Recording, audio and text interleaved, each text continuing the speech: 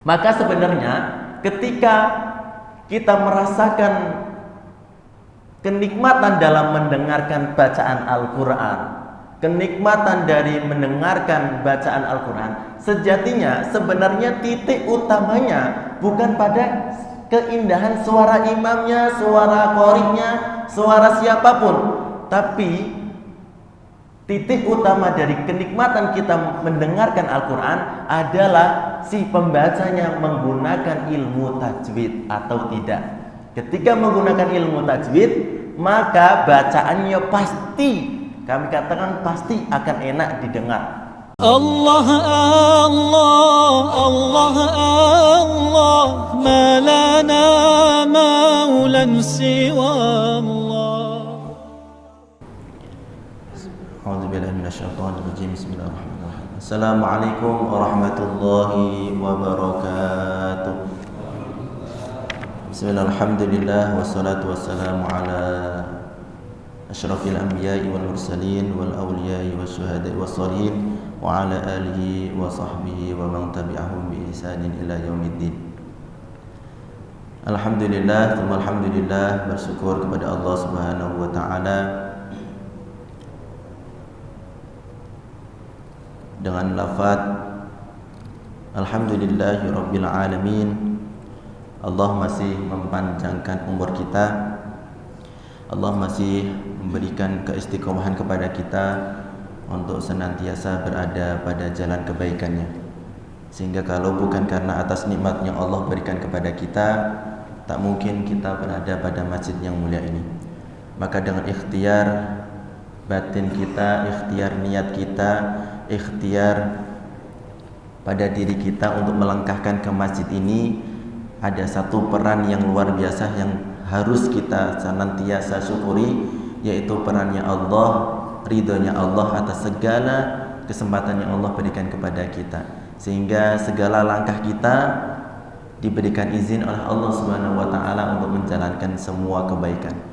Senantiasa kami sampaikan di setiap majelis-majelis untuk mengingatkan kepada kita semua, khususnya kepada kami pribadi, untuk terus mengingat bahwasanya kita beribadah, kita menjalankan seluruh kebaikan yang kita kerjakan bukan hanya sekedar ikhtiar kita saja, tapi ada perannya Allah. Allah mengizinkan kita untuk senantiasa berada pada kebaikannya. Ada banyak manusia yang pada saat ini tentunya masih terlelap tidur, yang barangkali malah baru bangun atau bahkan belum sama sekali bangun, bangunnya nanti jam 7 atau jam 6, tak sempat untuk sholat subuh, harus persiapan mandi, kemudian berangkat kerja atau melakukan aktivitas yang lain sehingga tidak sempat untuk melakukan sholat. Maka demikian ini adalah orang-orang yang mungkin bukan pilihan Allah Subhanahu wa taala. Maka ketika kita bangun untuk sholat subuh berjamaah, dilanjutkan untuk mengaji pula, maka insya Allah semoga kebaikan kita akan kita dapatkan. Amin ya rabbal alamin. Saya doakan kepada Bapak Ibu hadirin semuanya yang hadir pada setiap kajian-kajian Masjid Al-Mutmainnah, semoga diistiqomahkan oleh Allah Subhanahu wa taala di jalan kebaikan hingga nanti menghadap Allah Subhanahu wa taala, sehingga wafat dalam keadaan husnul khatimah, masuk surga sekeluarga. Amin ya rabbal. Saya doakan kepada Bapak Ibu yang hadir setiap kajian-kajian, setiap agenda-agenda kegiatan Masjid Al-Mutmainnah, semoga dimudahkan rezekinya, dilancarkan segala urusannya, dan diwafatkan dalam keadaan husnul khatimah, masuk surga sekeluarga. Amin ya rabbal alamin. Salawat beri dengan salam tetap tercurahkan kepada Nabi Muhammad sallallahu alaihi wasallam. Semoga kita termasuk umat beliau yang kelak kita mendapatkan syafaat di yaumil qiyamah nanti. Amin ya rabbal alamin. Bapak Ibu hadirin rahimakumullah, senantiasa kami sangat bersyukur kepada Allah Subhanahu wa taala di setiap agenda-agenda masjid, di setiap aktivitas-aktivitas masjid selalu dihadiri oleh bapak-bapak, ibu-ibu yang senantiasa istiqomah, tak memandang waktunya, yang ketika misalkan agenda-agenda kemasjidan yang memang enak untuk kita adakan biasanya di waktu-waktu normal, tapi ini alhamdulillah senantiasa rutin kita menjalankan agenda aktivitas masjid, tapi kita laksanakan pada waktu-waktu yang sangat-sangat perlu perjuangan. Kenapa kami sampaikan ini?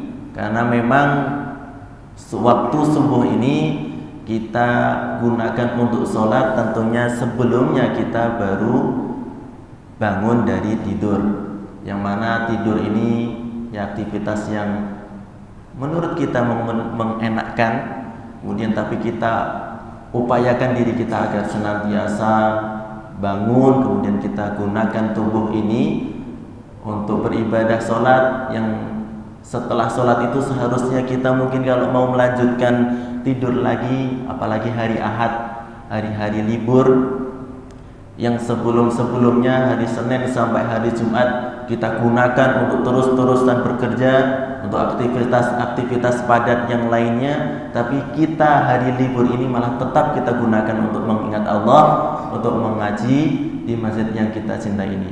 Maka semoga Bapak ini adalah termasuk golongan-golongan orang-orang yang terpilih, orang-orang yang terpilih dari orang-orang yang dipilih.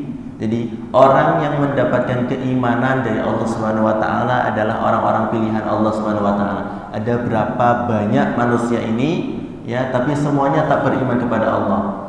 Tapi imannya digunakan untuk terus mendekatkan diri kepadanya, dimudahkan oleh Allah untuk menjalankan seluruh kebaikannya. Maka kita insya Allah termasuk adalah orang-orang yang terpilih dari yang terpilih.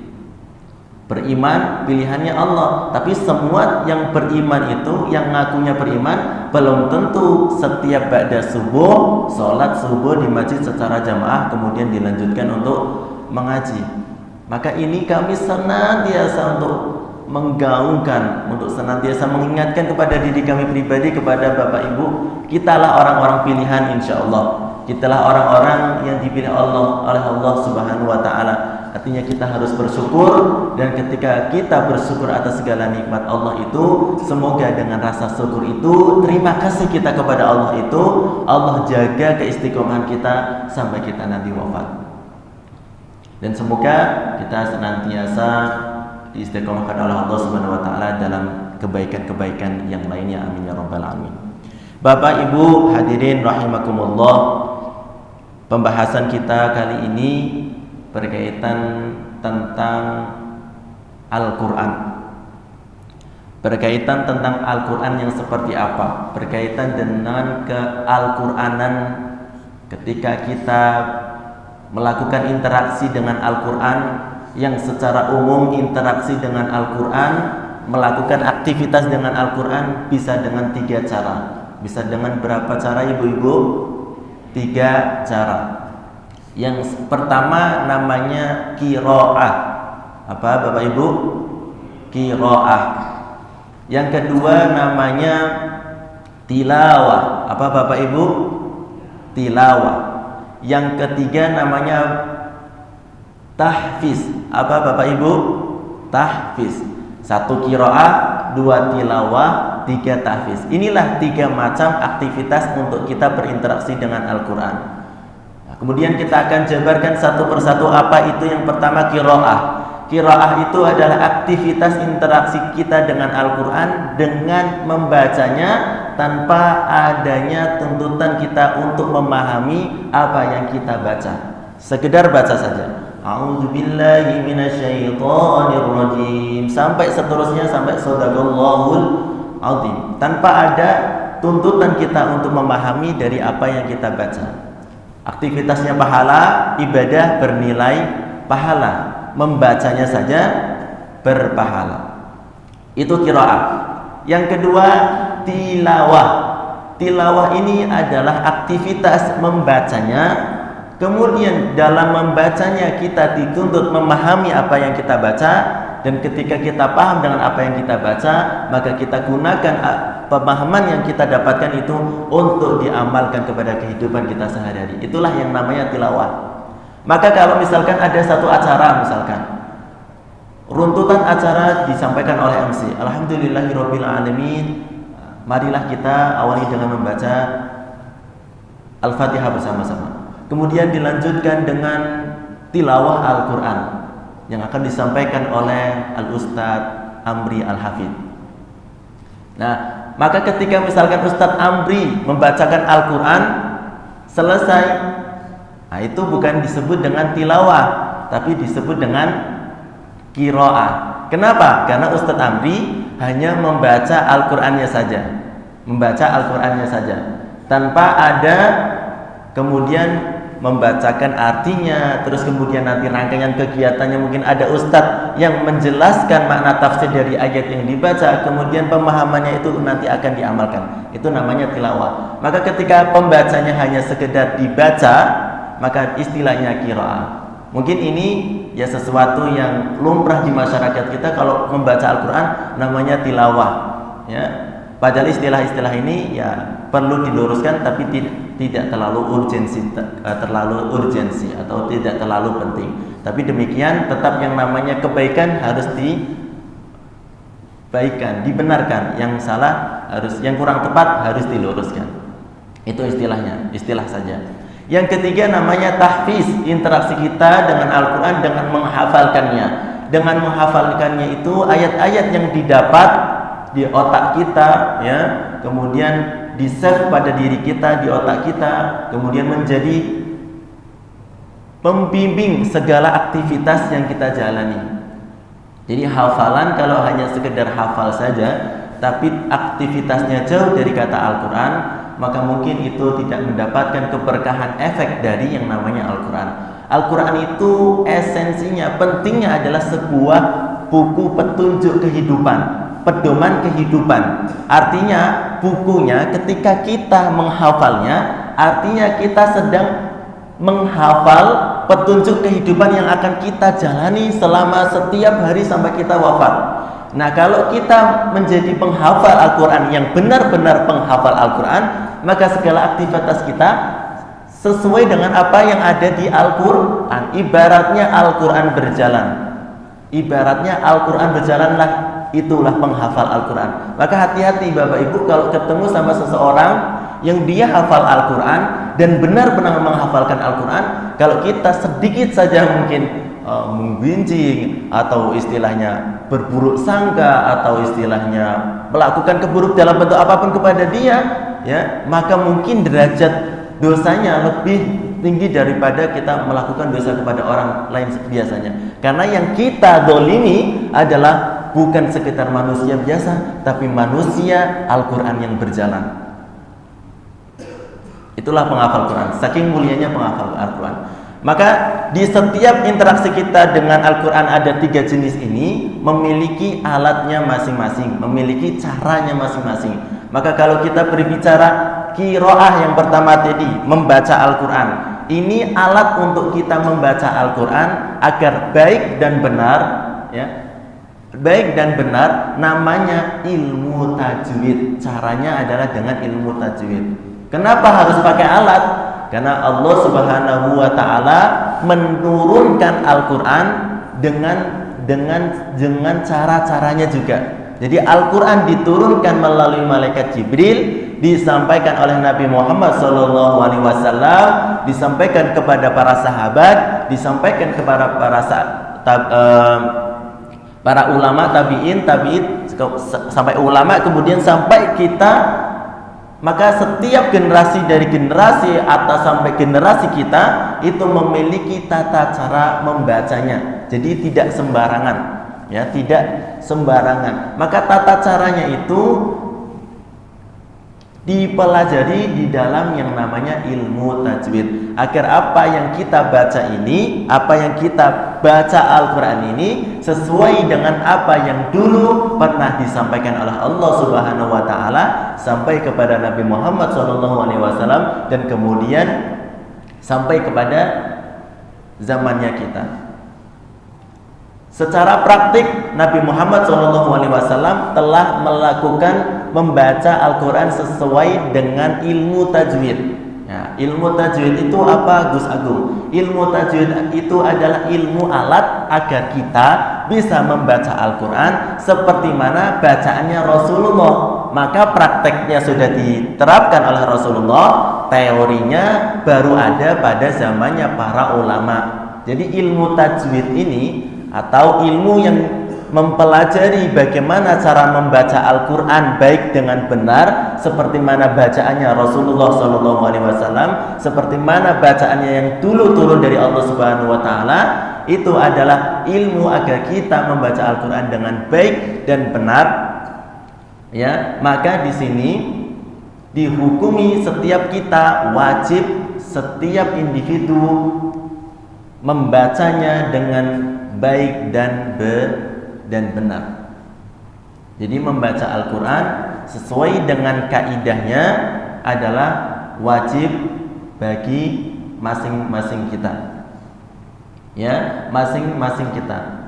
Salah satu keindahan yang luar biasa ketika kita membaca Al-Quran dengan tajwid, seburuk-buruknya suara kita, mungkin kalau di sini ya membaca Al-Quran ada yang membacanya dengan nada ini, dengan nada itu. Sekalipun orang tidak bisa nada, kalau kita minimal saja membaca Quran ini dengan namanya ilmu tajwid, pasti akan keluar sebuah nada tersendiri masing-masing pribadi. Masing-masing diri kita pasti punya nada sendiri. Itulah sangat keistimewaan Al-Quran itu. Ketika Al-Quran dibaca saja dengan menggunakan ilmu tajwid, dengan ketentuan-ketentuan ilmu tajwid, maka nanti nadanya kekhasan akan keluar kita sendiri. Tak usah perlu kita jauh-jauh belajar yang namanya ilmu nada-nada cara membaca Al-Quran, apa nada-nada ini, nada-nada itu. Asal kita tahu ilmu tajwid, bisa membacanya Al-Quran, nanti ada kekhasan kita untuk membacanya. Jadi enak nanti. Maka sebenarnya ketika kita merasakan kenikmatan dalam mendengarkan bacaan Al-Quran, kenikmatan dari mendengarkan bacaan Al-Quran, sejatinya sebenarnya titik utamanya bukan pada keindahan suara imamnya, suara qori'nya, suara siapapun, tapi titik utama dari kenikmatan kita mendengarkan Al-Quran adalah si pembacanya menggunakan ilmu tajwid atau tidak. Ketika menggunakan ilmu tajwid, maka bacaannya pasti, kami katakan pasti akan enak didengar. Pasti enak didengar. Tapi kalau ada misalkan seorang penyanyi, ya, penyanyi grup band misalkan, apa namanya lah, ya, atau misalkan nasyid, ya, nasyid ini bukan Al-Quran, tapi memang bahasanya sama Arab. Dia punya suara yang indah, Masya Allah. Tapi kalau memang dia belum bisa baca Quran, tidak tahu ilmu tajwidnya, suruh baca Quran, tajwidnya amburadul, sebagus apapun dia ketika menyanyi, seindah apapun ketika dia menyanyi, kalau bacaannya panjang dibaca pendek, pendek dibaca panjang, yang qaf dibaca kaf, yang ini dibaca ini, yang fathah dibaca kasroh, sama sekali kita tidak bisa menikmati bacaan Al-Quran. Maka nikmatnya kita membaca Quran, diri kita ketika membaca Al-Quran, dan nikmat ini akan berefek kepada jejaknya kita dalam membaca Quran, lamanya kita dalam membaca Quran. Kalau bacaannya bagus kita dalam membaca Quran, insya Allah efeknya kita akan mudah untuk berlama-lama membaca Al-Quran, akan mudah kita untuk terus mau membaca Quran. Tapi kalau bacaannya itu Masya Allah amburadul, mohon maaf, atau istilahnya banyak kesalahan di sana kemari, mau baca satu ayat pun berat kali. Maka gimana agar kita bisa panjang bacaan Al-Qurannya, agar istiqomah bacaan Al-Qurannya, agar kita bisa menikmati bacaan yang kita baca, atau bisa mendengarkan kenikmatan orang lain membaca Al-Quran, maka dengan yang namanya ilmu tajwid, sekalipun dia tidak bisa menyanyi, ya, dia ketika membaca Quran dengan ilmu tajwid, insya Allah nikmat bacanya. Bapak Ibu, tahukah Bapak Ibu ini, saya pribadi sama sekali tidak bisa menyanyi satupun lagu, kami tidak hafal satupun lagu, bahkan satupun lirik kami tidak ada satupun lirik, kalimat lirik yang kami hafal, apapun lagunya. apapun lagunya di luar. Ya. Misalkan apa? Lagu apa? Apalah ya. Itulah pokoknya lagu yang saya hafal cuma satu. Indonesia tanah air, itulah yang saya hafal. Airku tanah tumpah, itulah yang kami hafal. Yang lainnya kami tidak hafal. Dan kami pun yang namanya lagu, nada, sama sekali kami tidak belajar. Yang dulu kami lakukan adalah mempelajari ilmu tajwid. Ketika ilmu tajwid itu kami pelajari, maka efeknya kepada bacaan Al-Quran. Yang ketika kita terapkan ilmu tajwidnya dalam bacaan Al-Quran, berkembang sampai seterusnya. Maka kalau kami bisa sampaikan kepada Bapak Ibu pengalaman kami dahulu, kami hanya cuma punya satu kekhasan cara membaca Al-Quran selesai. Bisa sampai sekarang di nadanya di kreativitaskan, di model-modelkan. Itu adalah keluar sendiri dari awalnya membaca Al-Quran dengan ilmu tajwid. Maka itulah bagaimana keutamaan Al-Quran ketika kita membacanya dengan benar, dengan semestinya kita membaca Al-Quran dengan baik, dengan benar itu, dengan menggunakan ilmu tajwid. Salah satu efeknya kita menikmati dalam bacaan Al-Quran. Jangankan kita mendengarkan bacaan Al-Quran sesuai tajwidnya yang kita bisa menikmatinya. Kalau kita bisa membacanya dengan ilmu tajwid bacaan Al-Quran gitu, maka insya Allah kita bisa menikmati dari bacaan yang kita bacakan di dalam Al-Quran itu. Nah, maka yang kami sampaikan ini merupakan inti dari tema kita pada malam hari ini, pada pagi hari ini, berkaitan tentang bagaimana membaca Al-Quran menghadirkan kenikmatan dengan menggunakan ilmu tajwid. Nah, pentingnya juga ilmu tajwid bagi kita, ya, selain dia ketika kita amalkan ilmu tajwid menghadirkan sebuah kenikmatan, menerapkan ilmu tajwid dalam membaca Al-Quran juga hukumnya wajib ain bagi setiap individu ketika membaca Al-Quran. Wajib ain itu apa, Gus Agung? Wajib ain itu adalah kewajiban setiap individu muslim. Maka setiap individu muslim, setiap diri kita, ketika kita mengaku kita beriman kepada Allah dan Rasulnya, ketika membaca Al-Quran, wajib ain, wajib setiap kita untuk membacanya sesuai dengan ilmu tajwid. Kalau tidak sesuai dengan ilmu tajwid apa? Ya haram. Kalau wajib ditinggalkan, maka dia statusnya berubah menjadi haram dan kita berdosa, ya, dan kita berdosa. Dan juga pentingnya kita mempelajari Al-Quran dengan ilmu tajwidnya itu, selain itu menjadi kewajiban bagi setiap individu kita dalam membaca Al-Qurannya, dan kita pasti setiap hari pasti kita akan membaca Al-Quran. Tidak mungkin kita membaca Al-Quran. Nah, ini nih, saya ingin mengingatkan kami pribadi, khususnya kepada Bapak Ibu pada umumnya. Kita kalau membaca Quran kan pasti membaca Al-Quran. Tiap hari pasti membaca Al-Quran. Atau seminimal-minimalnya kita membaca Al-Quran 5 waktu dalam sehari.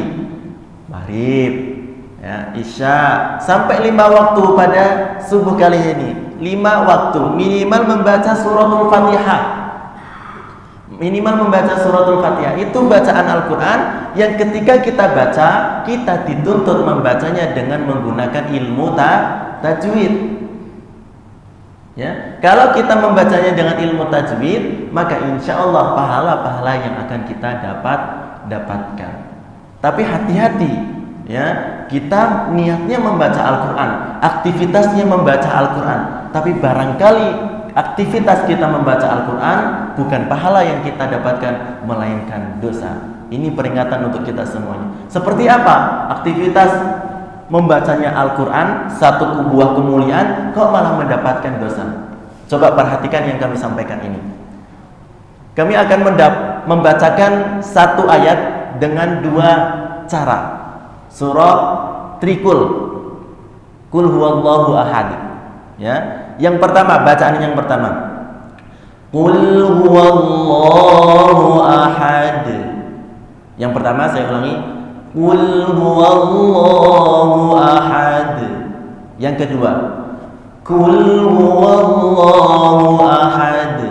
Yang kedua, qul huwallahu ahad. Cara yang benar ada di antara salah satu ini. Yang pertama dan yang kedua. Bapak-bapak, ibu-ibu, pilih yang mana yang benar dan pilih mana yang salah. Yang benar yang satu atau yang kedua? Yang pertama, qul huwallahu ahad. Qul huwallahu ahad. Yang pertama.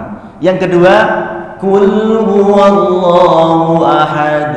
Yang kedua, qul huwallahu ahad. Ustaz, gak ada yang bedanya, Ustaz?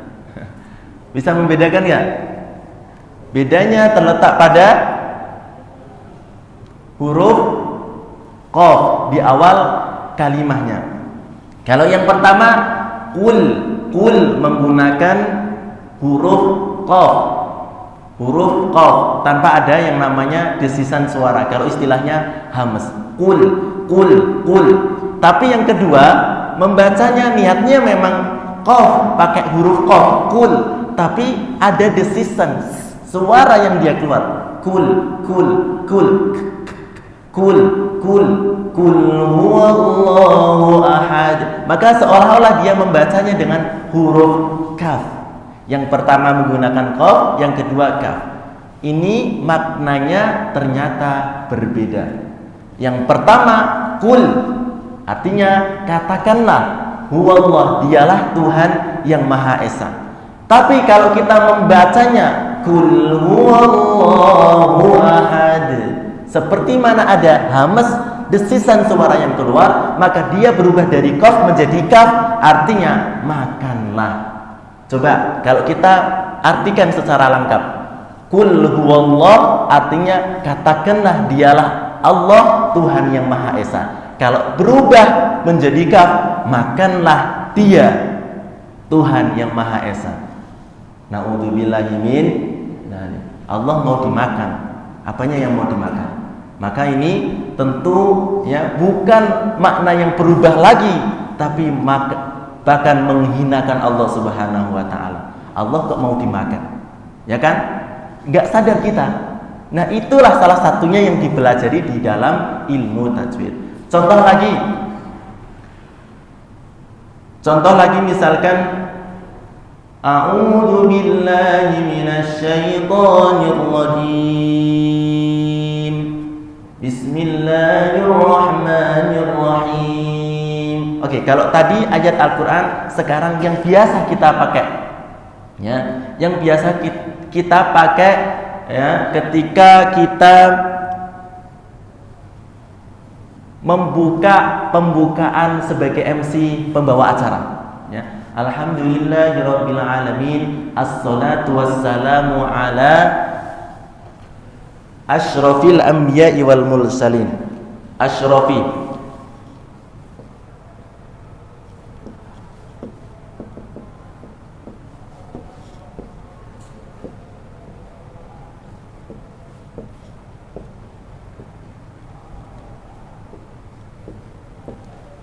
Alhamdulillahirabbil alamin, assalatu wassalamu ala asyrafi atau asrofil anbiya'i wal mursalin.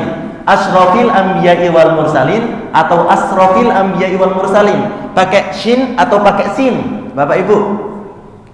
Pakai shin, pakai yang pertama atau pakai yang kedua sin? Assalatu wassalamu ala asrofil atau asrofil. Pakai shin atau sin? Shin. Oke, ya. Kalau asrofil itu artinya apa? Semulia-mulianya. Mulia. Semulia-mulianya Nabi, Anbiya wal mursalin sampai seterusnya. Tapi kalau kita membacanya assalatu wassalamu ala asrofil, ya. As tipis, asrofil, sin, huruf sin, maka dia ya artinya berbeda. Apa? Artinya adalah seboros-borosnya para nabi, anbiya dan seterusnya.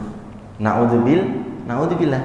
Niatnya mau memuji bahwa nabi, rasul, para anbiya semulia-mulianya manusia. Tapi ketika kita membacanya asrofil anbiya wal mursalin, seboros-borosnya nabi, anbiya wal mursalin sampai seterusnya, seboros-borosnya. Mungkin niat kita nggak seperti itu, Ustadz. Gus, kami nggak niat untuk mencela para nabi, tapi mau gimana lagi? Bahasa Arab, bahasa Al-Quran ini adalah bahasanya bangsa Arab. Maka kita bagaimana membaca Al-Quran? Ya dengan bacaan yang memang seperti mana bacaannya yang dulu Rasulullah SAW diturunkan. Kita dituntut membacanya dengan sesuai dengan kaidahnya. Kalau kita membacanya salah-salah, ya, yang dapat merubah makna, kesalahan yang merubah makna, ya, diantaranya tadi perubahan huruf satu huruf ke lainnya atau harokat, ya, harokat dari harokat satu ke harokat yang lainnya, dari fathah berubah menjadi i menjadi u, atau perubahan panjang pendek, masalah satu huruf saja, Bu, itu dipermasalahkan kalau kita membaca Al-Quran. Contoh, masalah panjang saja dalam surah Al-Fatihah, bahaya ini.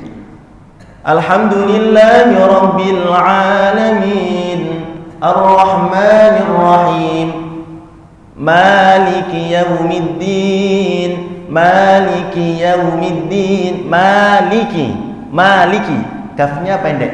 Tapi kalau kita bacanya panjangkan saja dikit di huruf kaf, Maliki Yawmiddin dikit saja pada huruf kaf, maka berubah.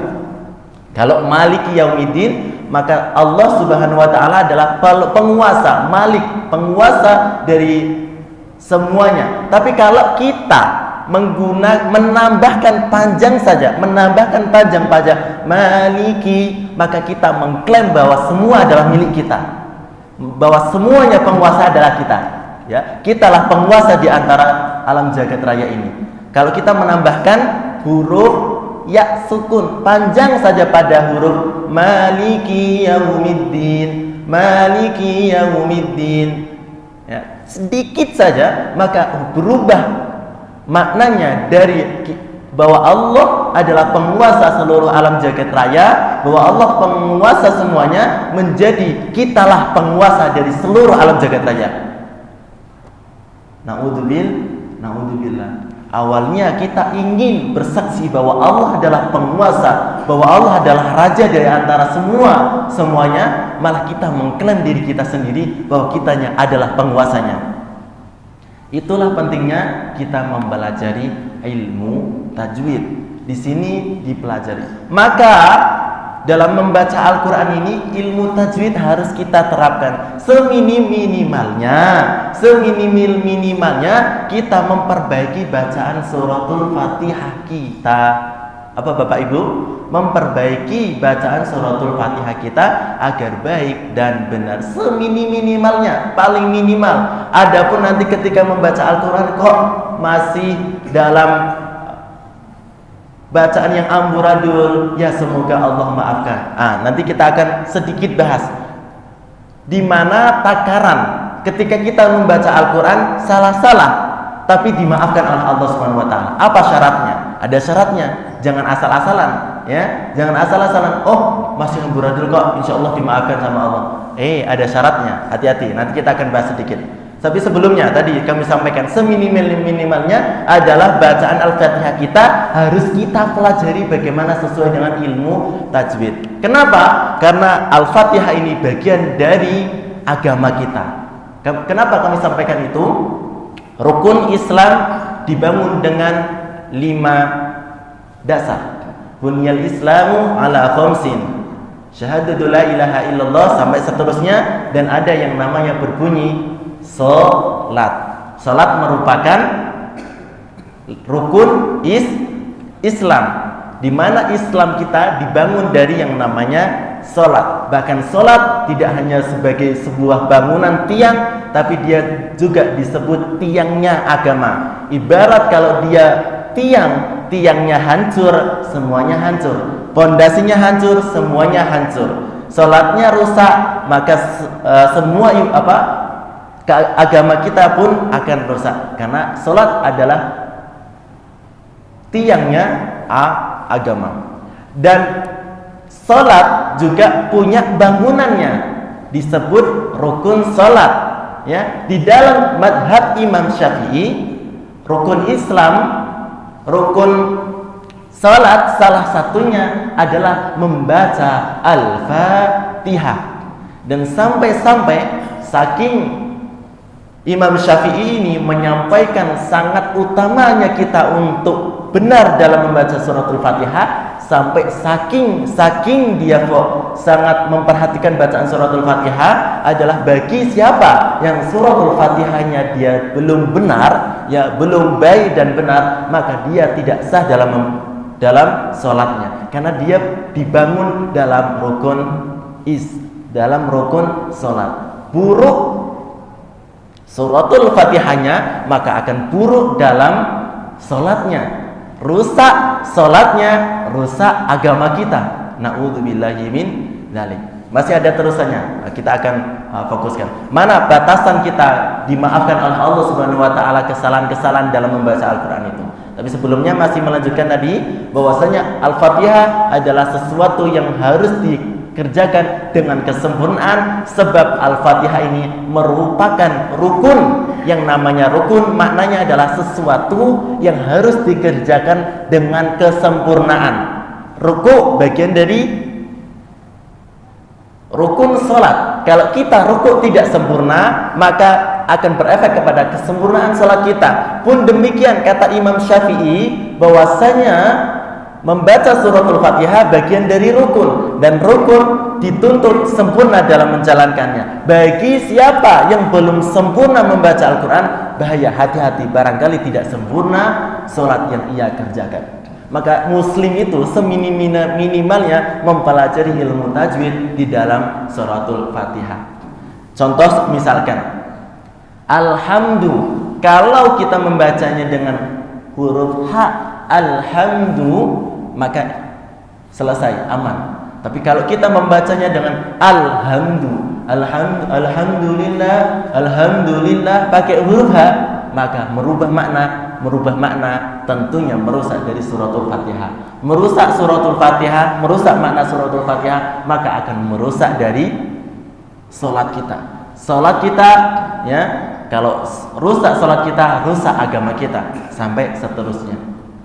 Maka sangat tepat sekali bahwasannya siapa yang paling layak dalam menjadi seorang imam adalah bagi siapa yang misalkan ada seorang imam, ada dua imam, yang satu punya bacaan bagus, satu punya bacaan yang kurang bagus. Satu bacaan kurang bagus, satu bacaannya bagus. Satu bacaan yang bagus ini banyak hafalannya, yang tidak bagus bacaannya kurang pahalanya, maka diutamakan yang banyak hafalannya dan bagus hafalannya, ya. Itu untuk menjadi seorang imam. Lah kalau kita misalkan Gus Agung, katanya kalau misalkan sholatnya, kata Imam Syafi'i, kalau misalkan rukun sholatnya tidak sempurna bacaan Al-Fatihah, masa kami sholatnya tidak sah terus? Nah, makanya kalau orang yang tahu bahwasanya dia bacaannya Al-Fatihahnya tidak baik, amburadul, maka dia ya dituntut untuk senantiasa terus sholat berjamaah. Kenapa? Karena sudah terselesaikan suratul Fatihahnya oleh seorang imam. Tapi masa terus-terusan, ya, sholat berjamaah 5 waktu, nggak ada satu keadaan yang akhirnya menyebabkan sholat sendirian. Nah, maka orang yang seperti ini harus terus menjadi seorang makmum di sholat berjamaah, karena ada seorang imam yang menggugurkan dari bacaan suratul Fatihahnya. Akhirnya bacaan suratul Fatihahnya diwakilkan oleh imam, yang semoga imamnya ini adalah bacaan yang baik dan benar. Maka ini pentingnya bagaimana kita untuk mempelajari Al-Quran. Nah kemudian tadi sesuai dengan apa yang kami sampaikan, mana batasan kita agar dimaafkan oleh Allah Subhanahu wa taala ketika kita membaca Al-Qur'an salah-salah, masih amburadul, maka batasannya kita kembali kepada hukumnya. Tadi bahwa kita sampaikan bahwa membaca Al-Qur'an dengan ilmu tajwid hukumnya wajib bagi kita, wajib bagi setiap individu. Kalau tidak menjalankan maka tidak boleh, haram, dosa kita. Nah, bagaimana status ketidakbolehan ini dalam membaca Al-Quran sampai kita mendapatkan dosa? Bukannya pahala yang kita dapatkan ketika membaca Al-Quran, pahala dosa yang kita dapatkan. Maka batasannya ketika kita membaca Al-Quran, kita sama sekali tidak ada ikhtiar untuk memperbaiki bacaan Al-Quran kita. Ketika kita membaca Al-Quran, berikhtiar, berinteraksi dengan Al-Quran, kita tidak ada ikhtiar untuk mengikuti kajian, untuk mengikuti pelajaran, untuk mengikuti pendidikan perbaikan bacaan Al-Quran.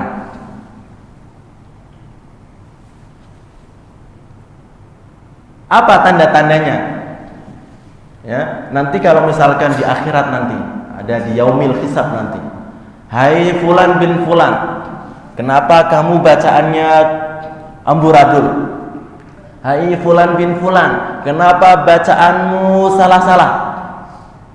Padahal aku telah siapkan fasilitas untuk kamu memperbaiki Al-Quran.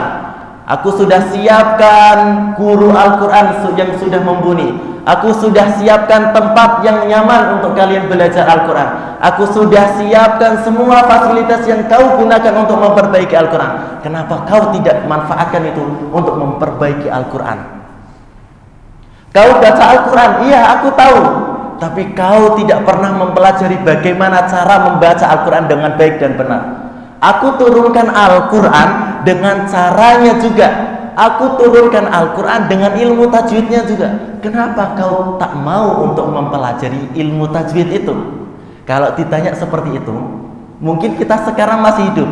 Coba kita jawab pada diri kita masing-masing sendiri sekarang. Coba, kalau Allah nanti seperti itu di yaumil kiamah nanti, ya, Allah tanya kepada kita demikian, apa yang bisa kita jawab sekarang ini? Nah, maka jawaban Bapak Ibu sekarang saat ini itulah yang menentukan nanti bagaimana nasib Bapak Ibu yang akan masa depan. Kalau Bapak Ibu mau selamat, ya ikhtiarkanlah mulai dari detik ini.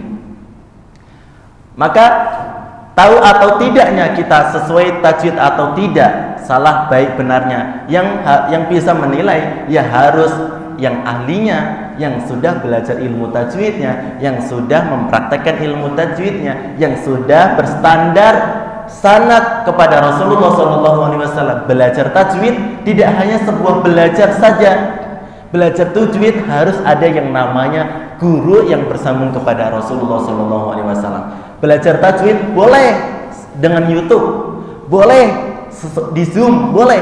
Tapi kalau belajar Al-Quran hanya mengandalkan itu saja, maka kami sampaikan sama sekali tidak cukup. Yang namanya belajar ilmu tajwid harus langsung dengan ahlinya, harus dengan langsung gurunya, ya, tatap muka, istilahnya talaki, berhadapan-hadapan dengan gurunya, bacakan kita lafaz Al-Qur'annya, kemudian dinilai oleh guru.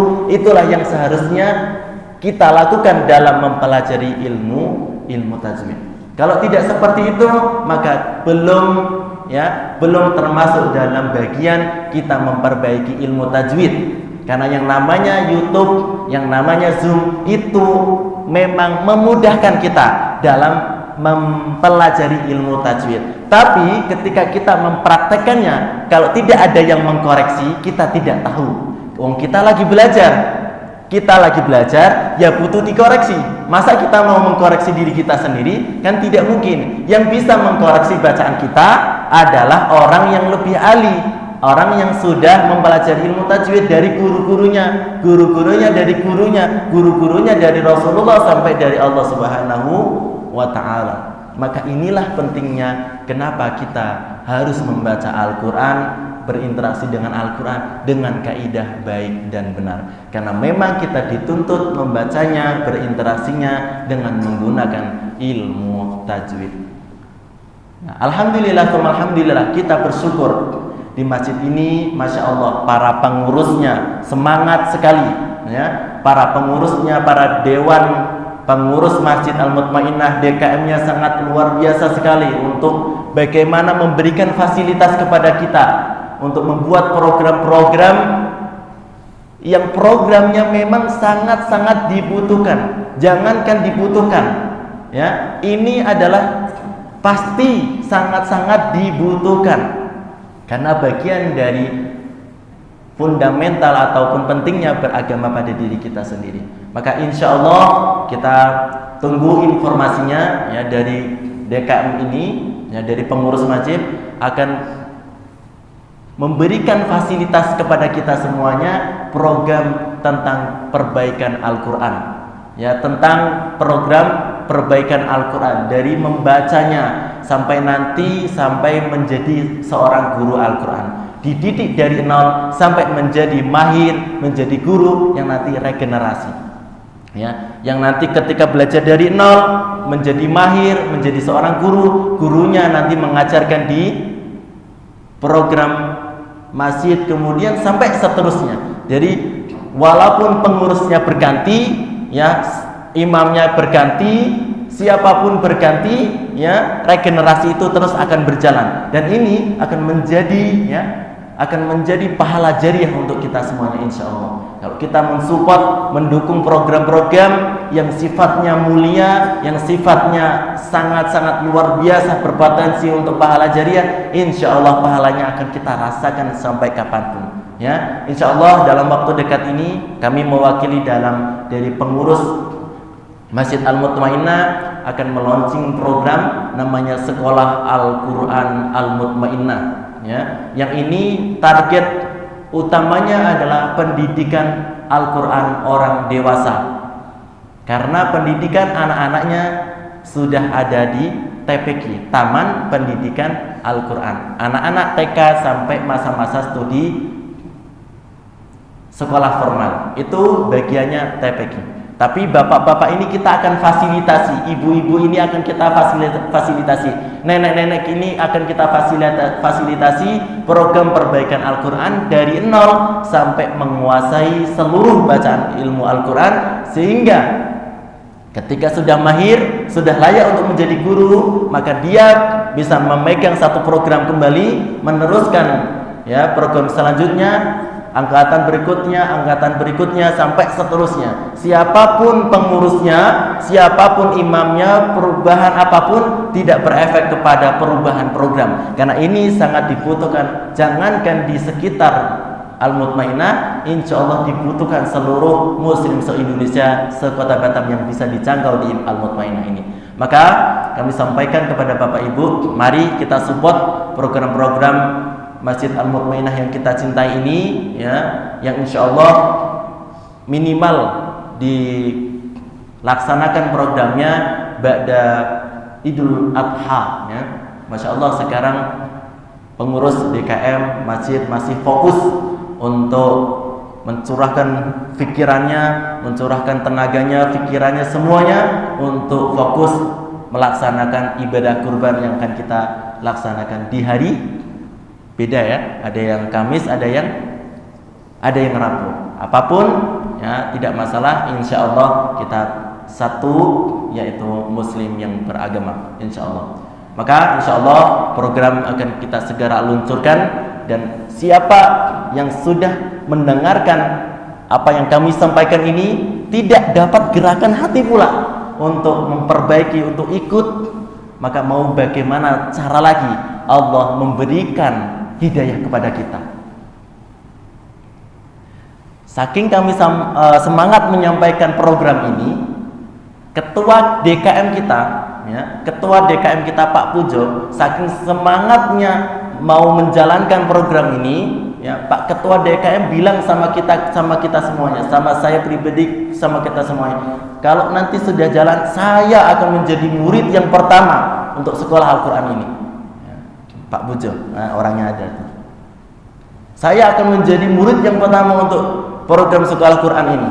Kenapa? Karena memang selain dia dibutuhkan, karena ini adalah ikhtiar kita agar kita selamat dunia akhirat. Masa kitab suci kita yang kita baca tiap hari, yang ini menjadi pedoman kita, yang interaksi awalnya kita memahami Al-Quran, mendalami Al-Quran adalah bacanya saja tidak bisa. Mau berkata apa kita kepada Allah? Al-Quran ini diturunkan untuk kita. Untuk siapa? Untuk kita. Dan interaksi Al-Quran itu ada tahapannya Bapak Ibu. Panjang lebar ini kalau disampaikan, ya. Esensinya memang dia sebagai petunjuk, tapi interaksi paling awal, gerbangnya dari Al-Quran adalah membaca Al-Quran dengan baik dan benar. Membacanya saja tidak bisa, apalagi selanjutnya. Maka syaratnya para ulama-ulama tafsir, syaratnya para ulama yang mendalami Al-Quran, dia wajib membaca Al-Quran dengan baik dan benar. Bagaimana dia mau menjelaskan ayat-ayat Al-Quran, wong maknanya saja, secara lafadznya saja dia tidak benar dalam membacanya saja salah, bagaimana mau menjelaskan? Maka syarat untuk mendalami Al-Quran ya tahapannya adalah, gerbangnya adalah membacanya dengan baik dan benar. Dan itulah batas minimal kita dalam berinteraksi dengan Al-Quran. Ya syukur-syukur, alhamdulillah program masjid pun ada tafsir Al-Quran, yang kita dapat memahami Al-Quran dari langsung sumbernya. Yang kita dapatkan kan langsung sebuah hikmahnya, sebuah ilmunya, bukan kita mendalami Al-Quran sendiri. Tapi ada guru yang sudah melalui proses pembelajaran Quran, mulai dari mempelajari cara membaca Qurannya, mulai dari belajar ilmu nahwu sorofnya, bagaimana bisa membaca Al-Quran tanpa harokatnya, penting. Nah, apalagi alhamdulillah program TPQ ini sudah insya Allah 30% sesuai dengan kurikulum yang sudah kita sharekan di grup wali santri, di grup Jamaah Mutmainah, bahwasanya kita punya 3 jenjang tingkat TPQ. Yang pertama tingkat ula dasar, kedua wusta menengah, ketiga ulia tinggi. Yang pertama ula, semua kurikulum BMGQ ada di ula. Intinya bisa membaca Al-Quran dengan baik dan benar, sempurna bacaan Qurannya.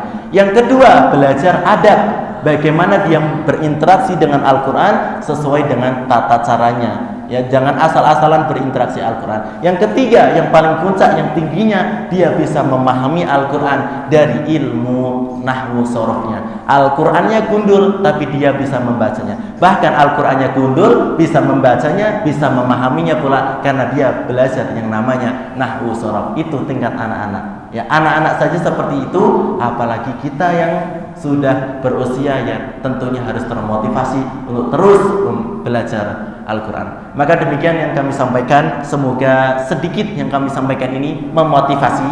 Inti yang kami sampaikan ini memotivasi Bapak Ibu sekalian untuk terus memperbaiki Al-Quran kita, untuk terus ya belajar Al-Quran, karena setiap kita nanti akan ditanya bagaimana bacaan Al-Quran kita. Dan kalau kita menjawabnya, ya Allah aku dulu sudah berusaha mempelajari Al-Quran dengan ustaz ini, dengan program ini, maka insya Allah Allah akan makfukan, Allah akan ampuni, asalkan di setiap bacaan yang kita salah-salah itu, yang masih amburadul, yang masih salah-salah ini, kita dalam keadaan terus berniat untuk memperbaiki, terus berikhtiar untuk belajar Al-Quran, maka insya Allah segala kesalahan kita dimaafkan oleh Allah, bahkan ikhtiar kita diapresiasi oleh Allah Subhanahu wa taala, dilipat gandakan menjadi 2 kali lipat dibandingkan orang yang lancar membaca Al-Quran. Maka demikian motivasi untuk kita semuanya, dan kami pribadi untuk terus memperbaiki Al-Quran, dan semoga kita digolongkan oleh Allah Subhanahu wa taala golongan orang-orang yang selamat di dunia dan di akhirat nanti. Amin ya rabbal alamin. Mari kita tutup pada kajian pagi hari ini dengan doa kafaratul majlis. Subhanakallahumma wa bihamdika asyhadu an la ilaha illa anta astaghfiruka wa atubu ilaik. Wassalamualaikum warahmatullahi wabarakatuh.